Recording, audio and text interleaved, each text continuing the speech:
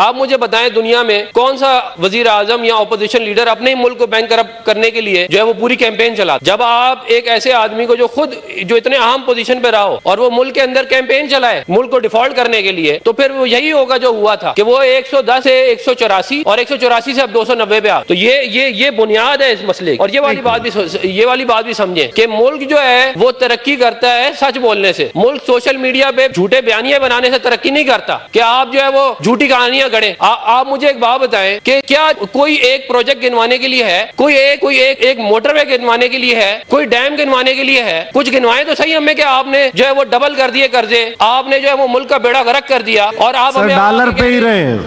میں آپ یہ بتا رہے ہیں کہ جی اتنے کا ڈالر ہو گیا. 184 کا ڈالر کس نے چھوڑا تھا مجھے بتائیں. مجھے نہیں، میں چیئرمین صاحب میں پھر انہیں بات نہیں کرنے دوں گا، میں انہیں بات نہیں کرنے دوں گا چیئرمین صاحب. نہیں آپ ڈالر پہ ہی رہیں پلیز. جی میں نے بتا دیا، تشریف رکھیں. جی تشریف رکھیں دوست محمد خان صاحب، بتا دیا. ادھر بات کریں اپنا. جی آپ ادھر بات، چیئر سے بات کریں پلیز. جی تمیزی کرتے ہیں یہاں پہ. جی تشریف رکھیں پلیز. سر یہ دوست محمد صاحب جی سر بات یہ ہے کہ بدتمیزی کرنے سے، گالیاں دینے سے تو ملک کی اکانومی ٹھیک نہیں ہوگی. آپ نے اگر گالیاں دے دے کے ملک کی اکانومی ٹھیک کرنی ہے تو آپ کر سکتے تھے. 9 سال کے بھی گئے میں آپ نے لگائے، ملک کے بیڑا غرق کر کے گئے اس صوبے کا. 100 ارب روپے اس کا ڈیٹ تھا، 900 ارب روپے چھوڑ کے گئے ہیں آپ. مجھے بتائیں وہ 250 ڈیم کی طرح جس کے آپ نے وعدے کیے، وہ 50 لاکھ نوکریاں کی طرح جس کے آپ نے وعدے کیے. تھینک یو جی. 1 کروڑ نوکریاں، 50 لاکھ گھر، کچھ نہیں کیا آپ نے.